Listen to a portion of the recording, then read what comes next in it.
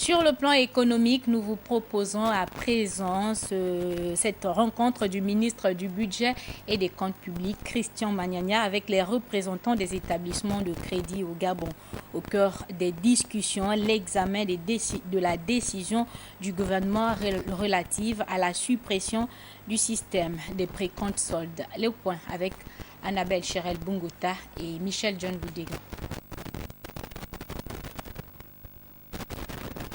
Le système des précomptes soldes, au départ, est mis en place par le gouvernement pour répondre aux objectifs économiques et sociaux louables, puisqu'il offrait la possibilité à un organisme de crédit agréé de faire procéder par la direction de la solde à des retenues mensuelles, au taux consensuellement arrêté par les contractants sur le salaire de l'agent de l'État, un contrat de prêt d'une somme d'argent d'achat à crédit de biens immobiliers ou de paiement de loyer jusqu'à l'entière extinction de sa dette.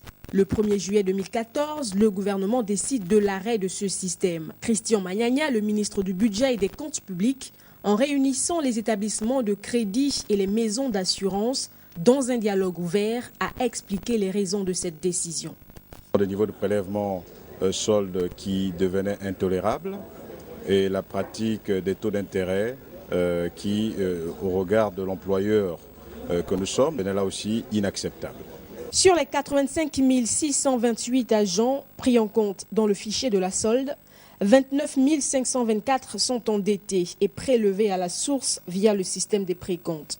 2260 agents sont prélevés à plus de 40% de leur solde net, soit 8% de l'effectif des agents endettés.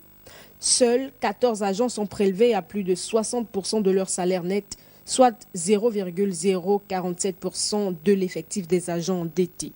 Fort de ce constat alarmant, le gouvernement décide de mettre en place des mesures conservatoires pour protéger les intérêts des consommateurs et des débiteurs. Ensemble, nous sommes parvenus à mettre en place donc, des formules qui devraient reprendre l'apurement des encours. Il nous reste maintenant à mettre en place un comité bipartite, donc le gouvernement et les opérateurs économiques, afin d'examiner ensemble comment parvenir à deux objectifs: revisiter les taux pratiqués, rallonger bien sûr la période de remboursement, parce qu'on a des fonctionnaires qui n'étaient plus capables d'assumer la situation telle que nous l'avons constatée. Dorénavant, tout agent public sollicitant un crédit à la consommation ou un contrat d'assurance devra le faire en s'adressant directement aux différents établissements agréés.